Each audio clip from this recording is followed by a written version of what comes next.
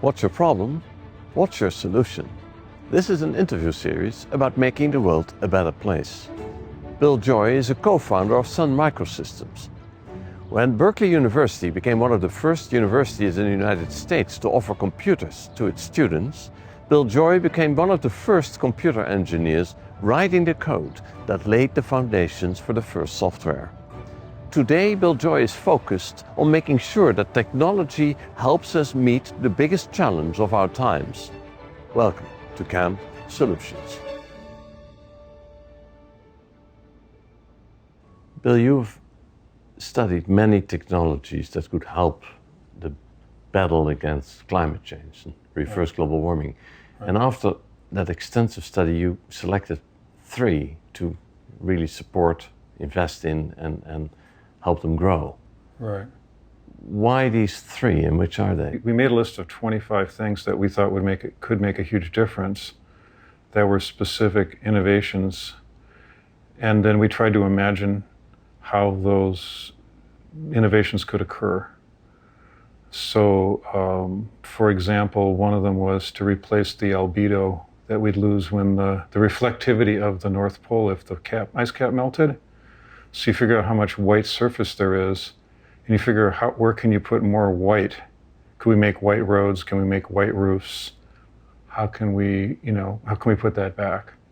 That was one of the 25. We didn't find a breakthrough way of doing that. But the 3 that were survivors came out of the 25, maybe 12 of them we found investable startups, and at least half of those failed for technical reasons. Say that was the goal, actually, was for half of them to fail, and then maybe half of them failed for business reasons, and then there's 3 super impactful ones left. Mm-hmm. So let's talk about those 3. Which are the 3? Well, the single most impactful is electrification. Mm-hmm. And our view was really, in fact, the view of all these 25 things was very, very simple, was that there's a secular trend toward electrifying everything. So we need renewable electricity, and the easiest way to get it is from solar or wind. If we had batteries, then we could make the grid 100% renewable. And those batteries, if they're cheap enough and energy dense enough, would not only fully electrify the grid, but fully electrify transportation. And the sum of those 2 is probably 1/4 of global emissions, something on that order. The other 2 were? The next most important one is probably cement. Yes. Because it's variously estimated at 5 to 7% of global emissions. And so the secret with the batteries was to have a polymer that replaces the liquid, which unlocks a lot of the periodic table, a lot of the elements you couldn't use.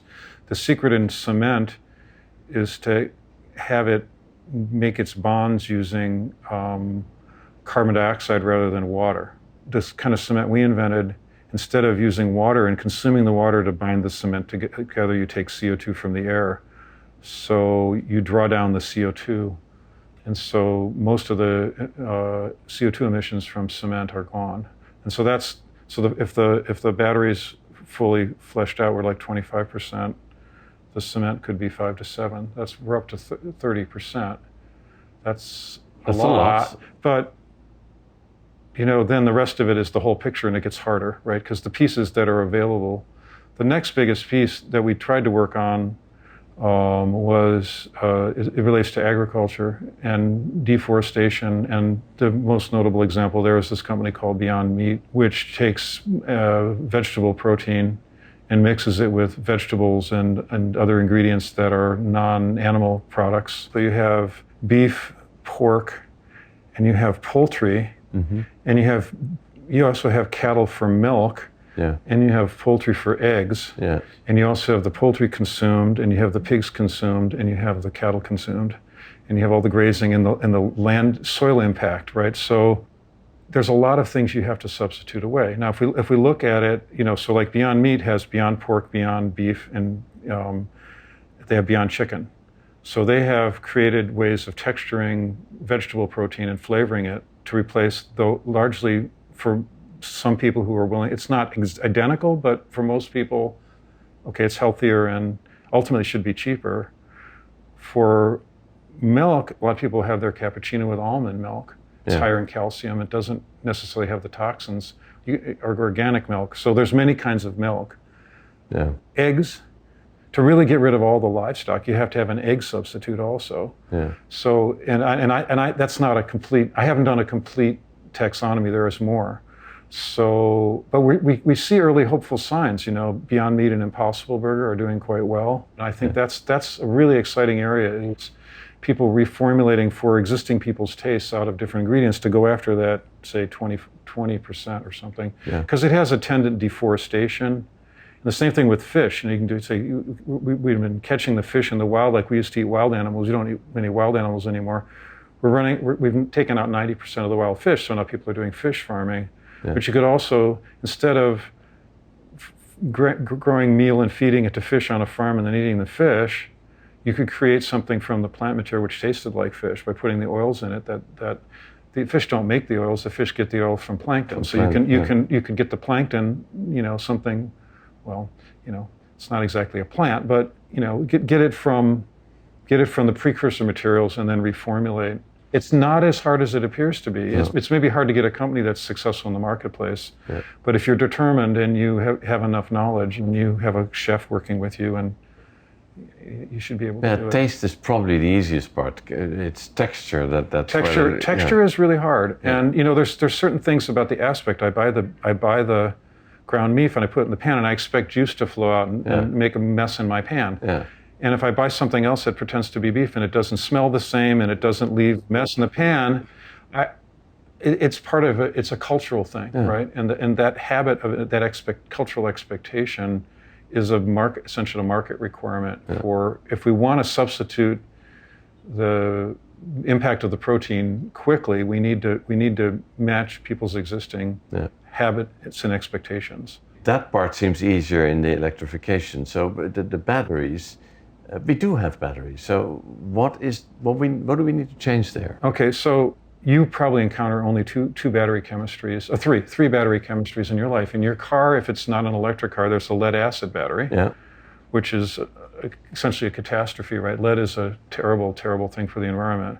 And the batteries have very limited capacity. They just turn out to have the characteristics to turn your car engine over. So once we electrify the cars, that chemistry would pretty much be gone. So let's just put that to the side. There's two battery chemistries that you otherwise encounter, the lithium-ion batteries, which are in like the cameras that are filming us here. And then you can also go to the hardware store and get an alkaline cell, a disposable Rayovac Duracell Energizer. They're single use, they're inexpensive, and they're made from non-toxic materials, and they're safe. Okay, so all the good things I just said are untrue of lithium batteries. They're expensive, they're toxic, they're made from very raw materials, and they're unsafe. The alkaline's made with really inexpensive materials. And people tried very hard to make a chemistry to make them rechargeable. Because if they were rechargeable, they'd then be cheap and all the good things I just said. What we realized was the lithium or the ions move in this special liquid, and I put something in between so it's not an electrical short. You know, zap so I got to keep the electrons away from each other so they can go around the outside. So I need a barrier to keep the electrons from going on the inside because we want the electrons going around the outside and we want the ions going on the inside. The ions are in a liquid, but the problem is then when you're in a liquid, all sorts of bad things happen. So we invent this polymer. The polymer can replace the liquid. And when it replaces the liquid, it allows you to use some better materials over here. So maybe we can reduce the cost from $120 a kilowatt hour, ultimately to say 50. Mm-hmm. What would even be better is if we could take this chemistry that's already safe and cheap and non-toxic and abundant and everything and just make it rechargeable. Well, it turns out the polymer, if I put it in those batteries become rechargeable. So now instead of $120 a kilowatt hour, this is like a factor of 10 cheaper. So I could give you enough batteries to last for 24 hours for $1,000. That's really cheap. You basically described how it would work, but is there a factory producing that battery? No. The company is a polymer company, and what we are doing is we're working with the battery manufacturers because each of them has their own particular recipe. Yeah. It's like we're supplying butter and everybody's using it to cook or something, right? It's a key ingredient, but it's a different way of manufacturing. So that takes time. To make the adjustments. Yeah, you have to build a new assembly line, essentially. And it takes a few years. But there's really good, there are really good manufacturing engineers in the world, and they're hard at work on it. So technology can save the planet. It can also basically destroy the planet. Right. But how do we drive technology in the direction that it really serves us? If the technology is sufficiently powerful or sufficiently impactful, and we just let the market take us to wherever random chance takes us, we may end up in a really undesirable outcome. We don't seem to have especially with the current US administration, is anti-intellectual, very emotional appeals. It's not about reason. We need to make rational choices about things that haven't happened yet. It's a little bit more like faith, right? We have to have faith in our scientists and be able to believe in things we haven't yet seen and make ethical commitments based on that. So it has more of almost a religious framework than a scientific framework about it, because you have to have that leap of faith. We'll do it because it's the right moral thing to do outside of the pecuniary stuff that's in the marketplace. And so we don't have I don't see that's the way we choose right now. The capitalism, the machine just runs and does. Marketing people create desire, and gadget makers create and it's gotten bad because with networking, all those things have become very addictive. The oil companies knew about global warming. They knew that the opioids were. The Facebook knows it's addictive. The iPhone's addictive. So is it any surprise that the addictive stuff outcompetes the non-addictive stuff? That's Darwinism, right? So you almost have to decide how to stop. You mentioned religion because the challenge is on a different level. It's not the head, it's the heart, if you like. Yeah, exactly. And so we spoke in this series of interviews also with Deepak Chopra, who says the ultimate solution to global warming is different consciousness, because the species we are is basically insane. We kill each other, we destroy the environment, we pollute, we do all these things that are not unhealthy. And if you continue doing that, well, yes, we all know it's unhealthy, but it doesn't change unless there's a different awareness. Right. That's asking for a lot. Well, yeah. How, can you follow the argument, and how do we get there? There's a point at which we push the panic button, which I thought would have been before now. And I tried to get the best tools that we would have, like our survival kit of things we could scale up when the time came to push the panic button. But that pushing of the panic button is this cultural change, that we decided we were going to get serious about really addressing all these sustainability issues. My stepson is involved in Extinction Rebellion. He was arrested here at New York City Hall a week or two ago. People are saying, look, we have to mobilize. And it doesn't take that large a percentage of people. People say it's only a few percent of people that are active can change. Say it's 3 to 5% of people. You could get 3 to 5% of people largely from the younger generation that's going to be more affected. Like the Parkland kids got a lot of national attention for a while. Now, or this girl from Sweden now? The girl from Sweden, right? Will these things really catch fire? I hope so. I'm encouraged, but it can't be really diffuse. It has to be, these things have to come together, like the civil rights movement came together. We need, we need activism. It needs to pinch people in a way or they won't pay attention. Could we say that global warming is closer to people's immediate experience in a way that it may unite us to basically act in the way we need to act? There's a lot of things coming at us which will be very, very critical to deal with, and we have to make a decision. We can't deal with we can't solve all these problems at once. But some, it seems to me, are more critical than others, and coming into balance. And it's not just with CO2. We have to deal with all the planetary boundaries, like the nitrogen cycle, fresh water.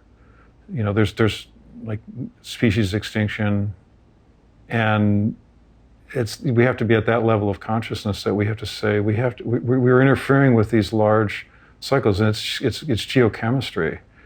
We don't get to make the rules of the way these chemicals interact. They're, and we can't mess these things up because we depend on them.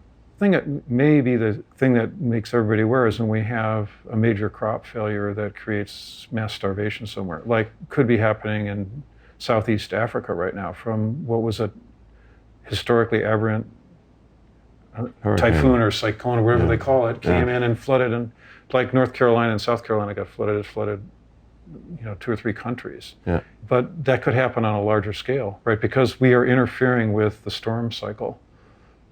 The storm cycle is not a linear consequence of these things. It's a nonlinear consequence. In other words, if the amount of energy in the ocean or the amount of moisture in the air goes up by a factor of 2, you might get a storm that's 10 times larger.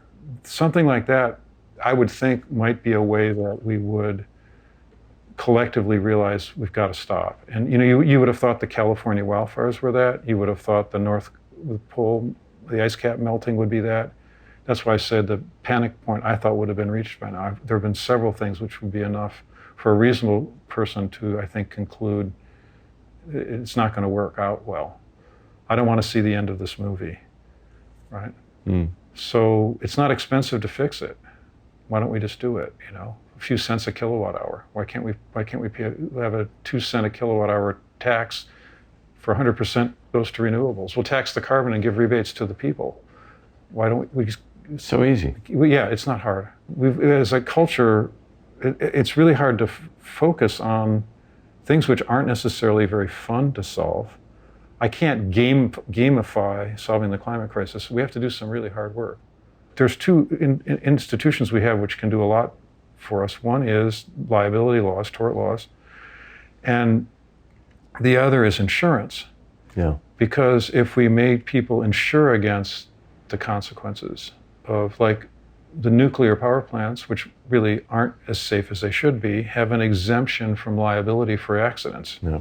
Because nobody would insure them. No, of course. Yeah. So why should we build things that no one would insure? That's the whole point, yeah. So if the coal plants were responsible for the environmental consequences of emissions, nobody would build them. Then they wouldn't build them. No. We need to be going the other direction, where people feel like they take responsibility for, that's what individually we're trying not to eat meat, or you try to do these things to, carbon offsets, or try to start companies that help. George Gilder, the futurist, said that every era has its defining scarcities and abundances.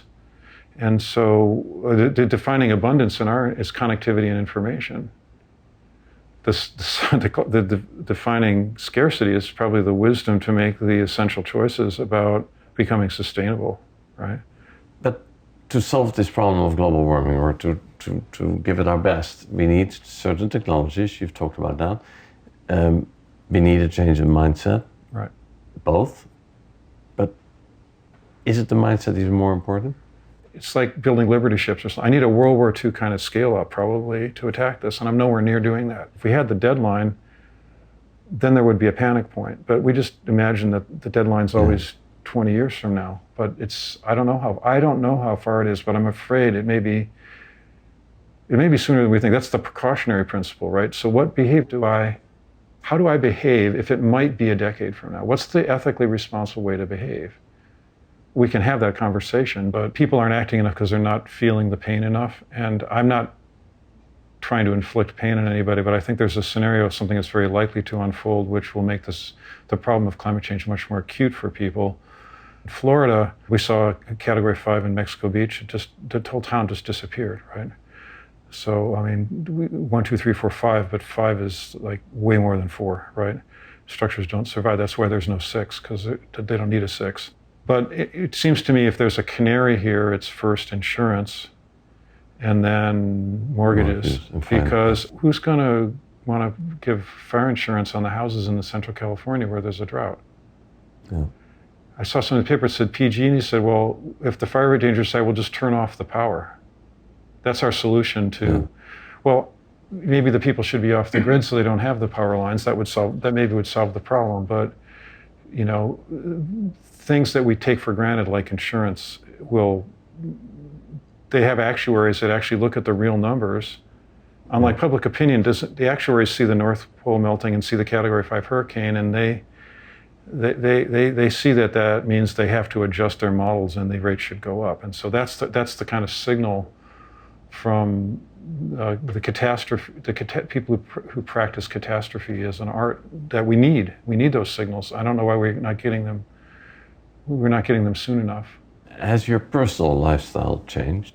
I have a sailboat that we designed with Amory's help, which is attempting to be as sustainable as we can make. It's like a community on the water.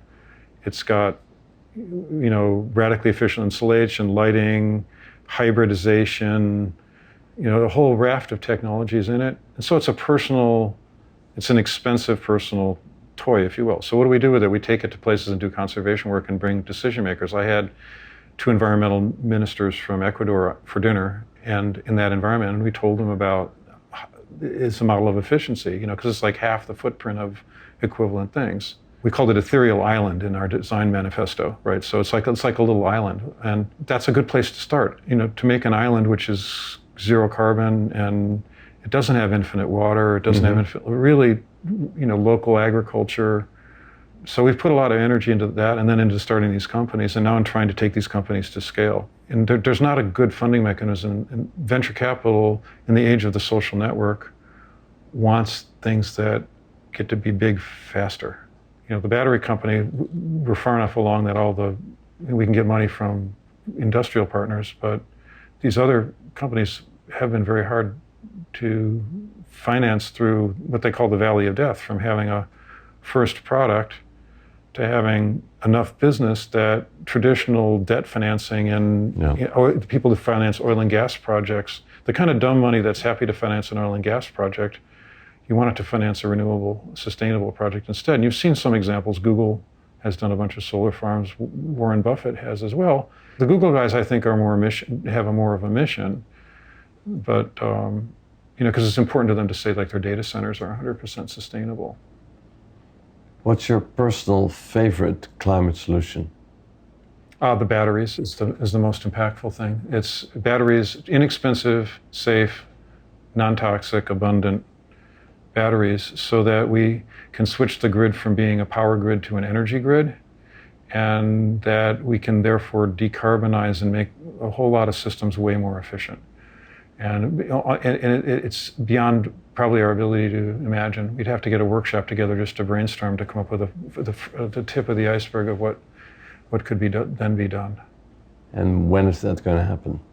In the next decade. I think by 2030, the people have believed that solid-state batteries were the innovation that was going to be the next major innovation in batteries, and that it would come in the 2030s. But we were lucky to find a technology. I think it'll come in the 2020s, and it will trigger this transformation by the second half of the 2020s. Thank you, Bill, for your good work. Thank you. Clean, cheap, rechargeable, better batteries can solve 25% of the problem of global warming.